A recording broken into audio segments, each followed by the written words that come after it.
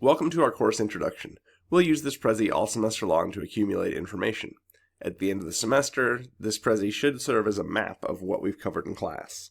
As you can see, there are four major subdivisions here: narrative and lyric, romantic or realistic, refuge of the underrepresented, and modern or postmodern.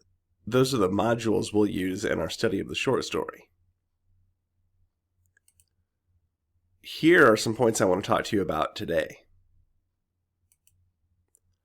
All through the semester, we'll learn about the short story tradition. We're going to read short stories as a conversation. You'll learn how to treat these stories as a data set. We're going to measure that data against the critical conversation. We'll read a number of critical articles, and we will pull claims or they say moves from those articles. These will work like hypotheses for the data we're finding in the stories. Whether we're reading short stories or critical sources, we'll approach them through the techniques of close reading. Don't worry if you aren't sure what that is yet. You'll have many opportunities to expand your understanding of it this semester. Okay, so that's a big picture of what we're going to do in this class. Let's take a look at how that's going to work. This is an overview of the sequence of assignments we'll develop over the semester. Let's get into the details. Each week I'll provide introductions for the week's readings that will help you understand the historical and cultural context, relevant parts of the author's lives, and how our readings connect to those course themes. Those course themes are lyric and narrative, romance and realism, outsiders, and modern and postmodern. So each week you'll have that introduction, and then we're going to develop those themes in a couple of different directions. So one of those is going to be through formal and informal writings. So with informal writings, during some weeks you'll respond to a prompt that asks you to develop an argument without concerning yourself with all the trappings of formal writing. In these assignments, getting your idea out and exploring literary evidence is more important than writing perfect prose. Near the end of the semester, you'll choose one informal writing to put through a revision process to create a formal writing, a more considered argument about a literary text to be assessed with more exacting standards. So that's one part of our development, the informal and formal writing branch.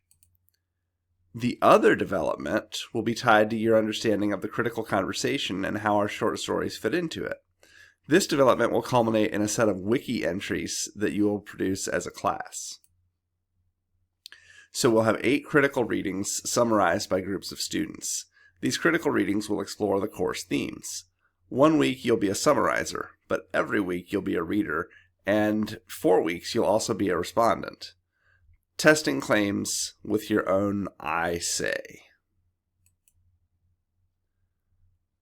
During weeks when there's not an informal writing assignment, you'll respond to arguments advanced in our critical readings. Those readings set up a they say, and you'll respond with an I say that uses evidence in a meaningful way to add to the conversation in short stories. Near the end of the semester, your group will revise its summary of a critical reading into an entry on the class wiki. Each entry will develop a statement on one course theme. Near the end of the semester, you'll revise, amplify, and compose more I say responses to our critical readings. These writings will serve as examples to flesh out, test, and complicate the wiki entries to which they're added. So this branch will let you work a little more collaboratively and produce a shared understanding of the short story and the critical conversations happening around it. Let's finish up by saying something about close reading. This is a quote from a critic named Terry Eagleton, and he's part of the critical conversation about literature that we're going to tap into. And I want to start here because it's helpful to begin a class like this by remembering that we do different things with language in English than we do in other classes. So here's what he has to say. Just as it looks as though the sun moves around the earth, so ordinary language seems to invert relations between signifiers and signifieds, or words and their meanings. In everyday speech, it seems as though the word is simply the obedient transmitter of meaning. It's as though it evaporates into it. If language did not conceal its operations in this way, we might be so enraptured by its music that, like the lotus eaters, we'd never get anything done. Rather, as for Nietzsche, if we were mindful of the appalling butchery which produced civilized humanity, we'd never get out of bed. Ordinary language, like history for Nietzsche or the ego for Freud, operates by a kind of salutary amnesia or repression. Poetry is the kind of writing which stands this inversion of form and content, or signifier and signified, on its feet again. It makes it hard for us to brush aside the words to get at the meanings. It makes it clear that the signified is the result of the complex play of signifiers, and in doing so, it allows us to experience the very medium of our experience.